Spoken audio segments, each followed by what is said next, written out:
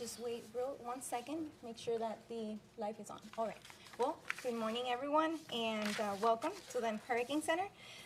Thank you both to the reporters that are in the room and also to those that are joining us virtually on today's Hurricane Season Kickoff Media Day.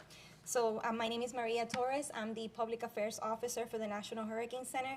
The press conference is currently being live streamed through the National Hurricane Center YouTube channel and also our Facebook account.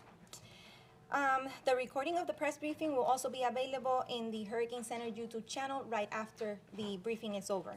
So we have about 15 to 20 minutes or so on worth of remarks from our speakers, followed by a Q&A right after with the reporters in the room. Now, so our speakers for today, we have the National Hurricane Center Director, Michael Brennan, followed by the FEMA Deputy Administrator, Eric A. Hooks, then Congressman Jared Moskowitz. The FEMA Administrator was not able to attend, but we have Eric with us today joining us. And with that, we'll pass it on to Dr. Michael Brennan. All right. Thank you, Maria. Thank you. Good morning, everybody. Thanks for coming here to NOAA's National Hurricane Center as we're right on the precipice of what looks to be a very active 2024 hurricane season. So there are a few points I want to emphasize today. We've all seen the seasonal forecast that's come out. It's one of the, it's actually the highest seasonal forecast at the high end of the range of numbers that NOAA's ever issued in May. You know, forecasting a very busy season, looking, for 17 to 25 named storms, 8 to 13 hurricanes, of which 4 to 7 are expected to become major hurricanes. So a very high chance of a very active hurricane season. But the main message for everybody coming out of this, and as we head into the season, is the preparation has to be the same every year, regardless of what any seasonal forecast says. It only takes one storm affecting you and your community to make it a busy hurricane season. And a few things I want to emphasize in particular is it doesn't take a major hurricane making landfall in your state or in your area or in your locality for there to be major impacts, especially from the water hazards. Rainfall flooding has been the deadliest hazard in tropical storms and hurricanes in the United States over the last 10 years. It's been responsible for more than half of the fatalities. And rainfall flooding is almost entirely unrelated to the strength of a storm. It doesn't matter what category it is, whether it's a tropical depression, tropical storm, or hurricane. All it matters is how long it rains and how hard it rains in a given location for a given amount of time. And again, that rainfall flooding has been the biggest killer. But it's the water hazards in general that we're most concerned about. The combination of rainfall flooding, storm surge, and surf and rip currents are responsible for about 85 to 90% of the fatalities we see in tropical storms and hurricanes across the United States. As we saw in Hurricane Ian in 2022 in Southwest Florida, storm surge still has the potential to kill the largest number of people on any given day of all the hurricane hazards, as we lost more than 40 lives in Lee County from that particular event. Surf and rip currents are an underappreciated hazard in tropical storms and hurricanes. Have actually killed more people than storm surge over the last 10 years in the United States, especially along East Coast facing beaches in Florida, North Carolina, New Jersey. They're susceptible to dangerous ocean conditions that are spawned by hurricanes that might be hundreds of miles away. So again, we want everybody to practice ocean safety. We lose people 1 to 2 at a time. Don't get a lot of attention to that particular hazard. But again, you have to know your risk. That's the first step to getting prepared for hurricane season. Know if you live in a storm surge evacuation zone. That forms the foundation of your entire hurricane preparedness plan, because if you are going to be asked potentially to leave your home by your local or state emergency management or government officials, you need to know where you're going to go, how you're going to get there, what you're taking with you, how you're going to get your friends, your relatives, your loved ones out of harm's way. And remember that in many cases, you only have to evacuate tens of miles, not hundreds of miles, to get out of a storm surge evacuation zone to find a shelter, the home of a friend or loved one, or an otherwise safe place to stay. Again, preparation is key. If you're going to shelter in place for a storm, you want to have your emergency kit in place. You want to start collecting those items now, multiple days worth of non-perishable food, water, medicine, batteries, anything you're going to need to survive the aftermath of a major hurricane landfall when there may be power outages for days, no access to medical or emergency services. That plays into post-storm safety, which is another increasing point of emphasis. We've lost almost as many people after tropical storms and hurricanes in this country in the last 10 years as we've lost from the direct forces of the storm itself. That's been particularly the case here in Florida, where we've lost over 200 people to these indirect fatalities that are occurring due to accidents, power issues, cardiac arrest, improper generator use, heat exhaustion, lack of medical access. So we want to make sure people are safe after the storm. What are we doing to help communicate those hazards? Well, this year we're rolling out from the Hurricane Center AI translated Spanish language products across our entire tropical cyclone product suite in the Atlantic and in the Eastern Pacific to speak to the large number of our constituents and public in the U.S. and internationally whose primary language is Spanish. Those products are already available at hurricanes.gov and will be available throughout the season. The other thing we're doing is we're rolling out an experimental version of the cone graphic. By mid-August, it's going to show the inland extent of the tropical storm and hurricane watches and warnings in the United States to, again, better provide information for that wind hazard, which can extend many miles away from the coast, especially in major hurricane landfalls. So again, just to wrap up, a couple of reminders. It only takes one storm affecting you and your community. Let's make this hurricane preparedness is a community project. We have to take care of ourselves, our family, our friends, our neighbors. If you have new neighbors, new family, new friends who have moved into your area that's hurricane prone and they come from an area that's not exposed to hurricane hazards, help them understand what that risk is. And then finally, find your trusted sources of information. Follow the National Hurricane Center at hurricanes.gov, your local National Weather Service forecast office. You can find them at weather.gov, through FEMA, your state and local emergency management and government officials. Follow them on social media. Find out, again, that information now so that you're not scrambling to find out where to get that important information when a storm threatens you. So at this point, I'd like to invite our great friend and partner from the Federal Emergency Management Agency, Deputy Administrator Eric Hooks, to come up and say a few words. Thank you, sir. Thank you, Michael. Director Brennan, it's an honor to be with you today, and thank you for being one of the trusted voices in this important community. And also thank you for hosting us here today. As severe weather events, including hurricanes, continue to increase in frequency and duration, the collaboration between FEMA and the National Hurricane Center is more important than ever.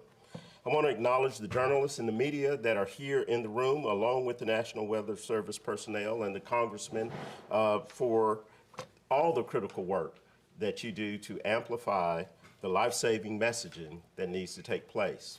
We're going to focus on preparedness, especially as we head into this hurricane season. Tomorrow marks the official start of the 2024 Atlantic hurricane season, which as we heard from NOAA, could be a pretty active one. So we're getting down to the wire when it comes to ensuring that our communities are prepared for this season. My message to the American people remains: the time to make sure that you have a clear understanding of your unique risk is now. Things you should prepare for and take into account to be risk ready. Do you have medication that requires refrigeration? Do you have a medical device that runs off electricity? Do you have mobility challenges that make it more difficult to evacuate in a time of need? And when was the last time you did an insurance checkup, including flood insurance? Now is the time to ask yourselves these questions, understand your particular risk for you and your community, and put a plan together so that you are prepared when disaster strikes. That's what resilience is all about. Anticipating the risks, taking steps to mitigate them, taking action at the appropriate times, which in turn helps jumpstart the recovery process. And let me remind you, as Michael has earlier, that this information is not just for coastal regions. We have seen impacts of storms hundreds of miles inland. Storms like Hurricanes Ida and Hillary can have significant impacts far away from the coastal impacts. So again, I want you to ask yourselves these particular questions. All of us, from the federal level, tribal governments, state and community and individual level, need to start getting risk ready now. FEMA's well postured coming into this Atlantic hurricane season. Earlier this year, we opened a new distribution center in Greencastle, Pennsylvania, tripling our capacity to better position us to rapidly respond to communities in the Mid-Atlantic and the Northeast. Because as I have stated before, time can be of a great asset in the response and recovery process. We're posturing earlier, we're pre-positioning earlier so that we can reach people faster than ever. We've also delivered hurricane readiness training to over 4,000 emergency managers to ensure that they are in lockstep with our partners and first responders on the ground. And we made historic updates the way individuals and families can receive our assistance to increase flexibility in our programs and jumpstart the recovery more efficiently. And we continue to work with communities and our partners at the state, tribal, local, and community level to prepare for this season. And we are emphasizing for all of us to be in the know. We want to know that disasters can strike quickly and without warning. So this hurricane season, we want to make sure that everyone is ready and equipped with their evacuation plans. We want people to know where to go, what to bring, and where to get good and trusted information. You know, the past is not always a predictor of the future, and so this is very, very important. Because preparation is always our best ally and our best defense. I want us to commit to preparedness together. This is a whole of community approach. So here are 4 steps that I believe that we should take. 1, know your risk. Identify specific hazards that you face. No 2 communities face the same extreme weather conditions, so it's important to understand your location's risk, which you will find at FEMA's Risk Index at FEMA.gov. 2, know when and where to go. Whether it's a designated shelter, the home of a loved one who's outside of the affected area, or an inland location, make sure that you know your evacuation destination. Having these plans in place will save valuable time and, most importantly, save lives. Many states have designated evacuation zones and predetermined evacuation routes. Local plans, by visiting your state and county emergency management websites, can be invaluable, and again, with the emphasis of saving lives. Know what to bring. Before disaster strikes, knowing what to bring will help you evacuate quickly in safety. Build a go bag with the essentials that you might need. Michael mentioned a number of those. Make sure that everyone in your household knows how to locate these items and where they're stored, and who will be responsible for retrieving those items. And as always, don't forget your pets as well. Our own emergency kits should include things such as water, non-perishable foods for the family and pets, medications, clothing, important documents that you believe that you will need, flashlights, batteries, all the things that Michael has mentioned before. And again, know your information resources. Identify where you can find reliable information so you can make informed decisions before a disaster strikes your community and to help you recover more expediently.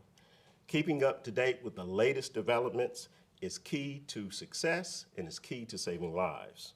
Check with your local emergency managers, agencies, and the National Weather Service, which will provide updates on threat conditions, shelter locations, and other important safety information. Keep an eye out for text alerts from these trusted sources and your local authorities. I urge everyone to download the FEMA app where you can get additional preparedness and emergency alerts. The things that I've mentioned are really low cost. And again, we never can put a true value on what a life is worth, but these are low cost measures that can help protect communities and save lives.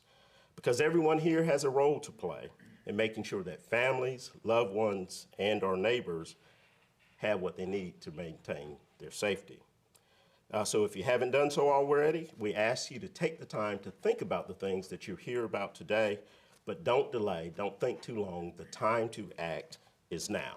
The time to prepare yourself and your loved ones, again, is now. And so I thank you for your time and attention, and it's my pleasure to introduce to you our Congressman, Jared Moskowitz, who has lived the experiences and still is in the fight with us today. Congressman.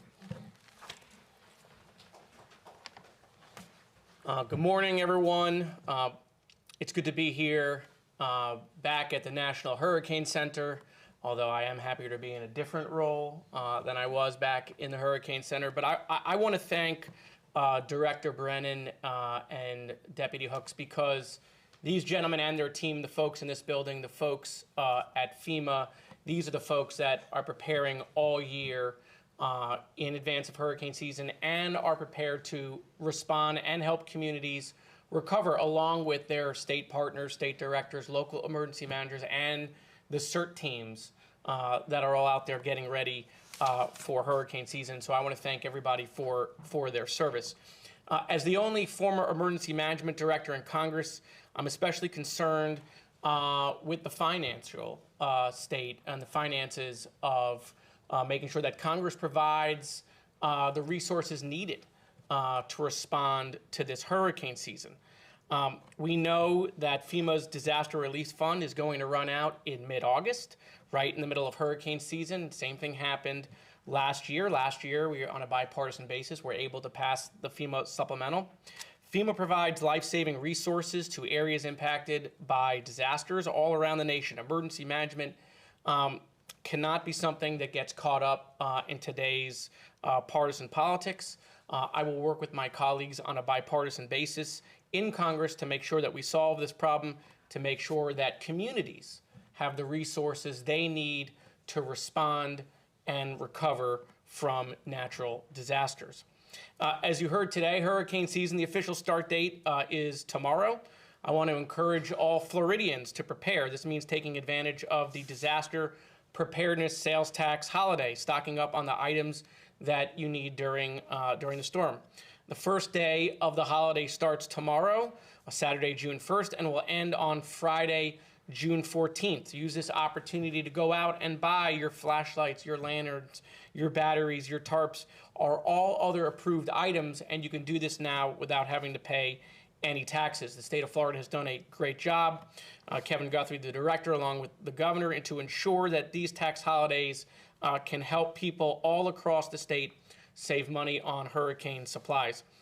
One thing that I learned during the pandemic as the emergency management director of Florida is how important it is to have your resources on hand. So now is the time, prepare. Use this time. You've seen the forecast. Don't wait until the last minute. And that's true on not just an individual level, but on a government level, cities and counties and the states. Now's the time to take advantage of this time we have before we get into the heart of hurricane season. I know we've seen big hurricanes in the past, in the last few years, in August or September or October, but don't wait. Now's the time to get yourself prepared. And also, when preparing your hurricane supply kits, do not forget to include your pet in disaster plans. Here in Florida, we have mandatory pet shelters, and so every single county has a place that if you have to shelter, that you can bring your pet.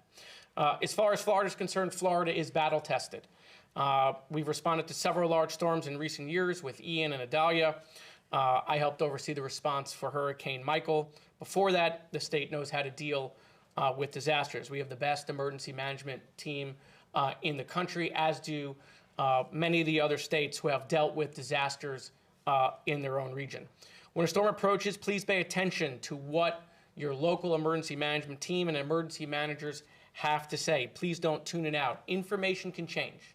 Just because you get something in the morning, it could change by the afternoon. So please stay in constant attention while a storm might be headed in your general vicinity.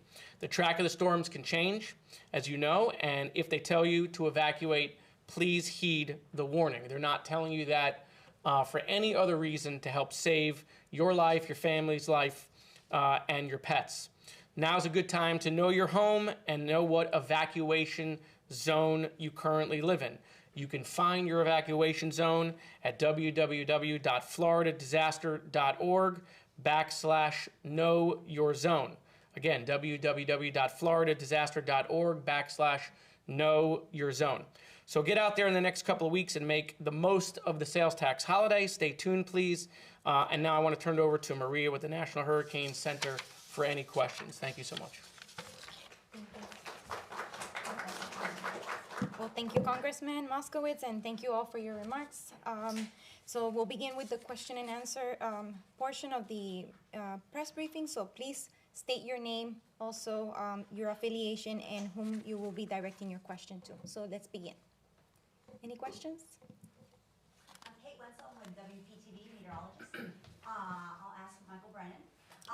So what I'm seeing right now is with the large number predictions, the average person in the public's taking notice for sure, Yeah. which is good.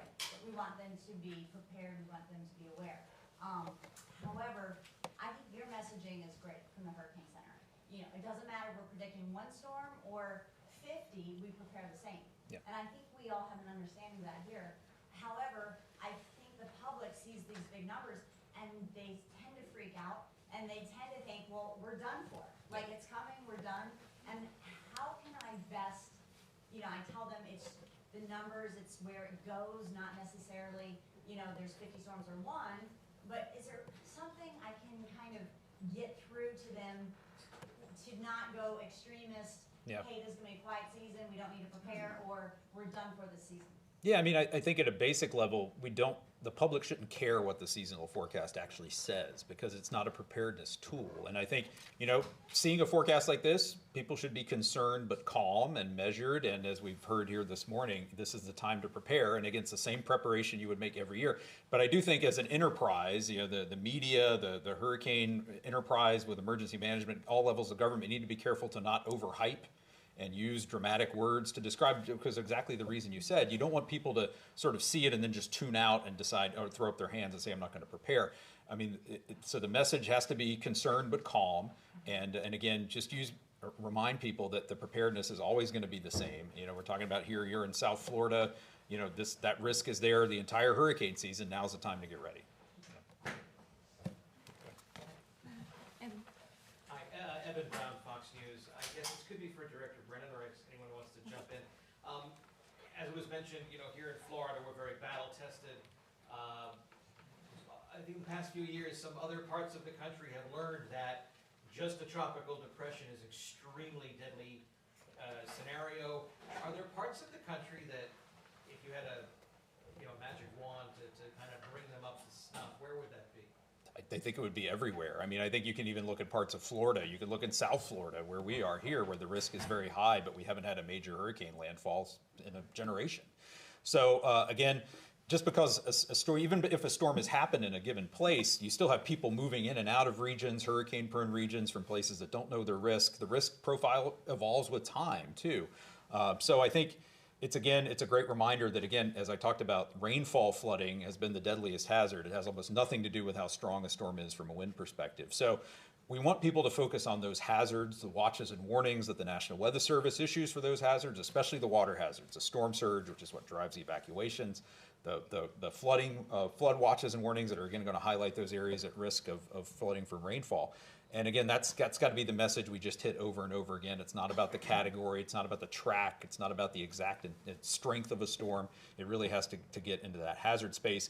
And we, you know, just in 2020, we had hurricane or tropical storm watches and warnings that touched every inch of the United States coastline from Texas to Maine, and including Puerto Rico and the Virgin Islands. So we have had a lot of impacts. We had many impactful storms over the last few years, especially in Florida along the Gulf Coast, the Carolinas. We had impacts in New England last year. So there have been impacts almost across the entire country if you go back over just the last 3 or 4 seasons. But again, it's that constant reminder, that constant refresher of what that risk is. People lead busy lives. They have many other things they're thinking about. Hurricane season's coming around again. It's time to reemphasize those risks. All right, Alex? This is for Director Brennan and also Deputy Hood.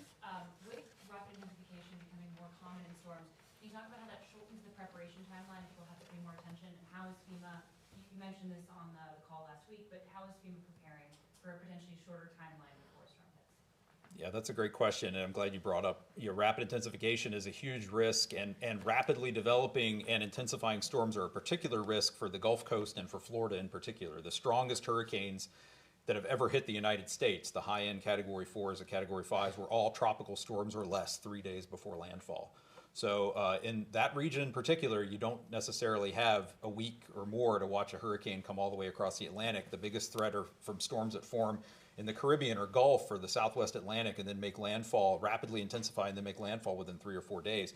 So everybody needs to have that sort of short fuse, hurricane emergency plan. That's why it's so important to know, as Eric said, know your risk now, have your evacuation plan in place, have your go kit ready, have your supplies ready, because if one of these storms develops and threatens your area within 2 or 3 days, you're not going to necessarily have time to pull that all together. So that's, again, this is the time to do that. Take advantage, if you're in Florida, of the sales tax holiday that's going on now. Get those supplies ready, gradually build up your supplies, your kit, your readiness, and be ready for those short fuse emergencies. And that's why, again, why it's important, again, to find the trusted sources of information so that you know how to tune in and get that information when a storm threatens quickly. That's all Eric wants to add on. Again, thank you for the question. As I had mentioned last week, that FEMA has opened up a new distribution center in Pennsylvania to more quickly respond with pre-positioned commodities and assets to the Mid-Atlantic area and to the Northeast area. We are also working with our state and local and tribal partners to build capacity at their level. So we are training thousands of emergency managers to be appropriately equipped to address any threat that may come their way in our all hazards approach as well. We are also being more forward-leaning than we ever have been before, because we do not want to be slow to need with pre-positioning of not just commodities but personnel too as well. So incident management assistance teams will push out outside of the impacted zone ahead of any event, and we will also have the ability to respond even more effectively and faster to meet the needs of communities around the nation. One thing I'll quickly add onto that is, from the forecast perspective, we actually have much better tools and a much better ability to now forecast rapid intensification. The Hurricane Center has made more aggressive forecasts of storms. Going back to Idalia last year, we were able to correctly forecast its rapid intensification up to Category 3 or 4 status for more than 2 days prior to landfall. We have better tools, better data from the Hurricane Hunter aircraft that are getting into our models, and that's giving our forecasters here the confidence to make more aggressive intensity forecasts to set the stage and the expectations properly for those hazards, especially the storm surge hazard, which drives the evacuation decision making, and give partners at the federal, state, and local level the information they need to have quick responses to and appropriate levels of response to those quickly developing storms. Thank you, Mike. Okay, we have time for one more question. Anybody else? Or no? Okay, go ahead, Evan. Could someone tell us about these things? Well, Laura, you want to? I can at least briefly point out. Sure, Laura can correct me if I'm wrong. So We like, fun toys. yeah, so these, I don't know if you want me to walk over and point at things. So this is a dropson that is launched out of the bottom of the Hurricane Hunter aircraft. It's essentially like a weather balloon that measures, but it goes down instead of up, and it measures temperature, pressure, wind, humidity, and that data comes out of the aircraft to us at the Hurricane Center in real time, and also goes into the models. And that's really important information that gives us a 3D picture of the data that the aircraft collects at flight level all the way down to the ocean surface. These are the new stream sounds that Okay. we're testing. Okay, so this is sort of in more the research realm. So smaller, more portable, lighter weight type instruments that, again, collecting that type of data. And bring more with you on the flight. Correct, yeah. This is a small uncrewed aircraft system called a Black Swift. So it's essentially a small drone that actually gets launched out of the same dropson tube out of the P3 aircraft and then deploys. And it can fly down. It's actually sort of remote controlled from the aircraft. It can fly down right near the ocean surface where you can't fly a crewed aircraft.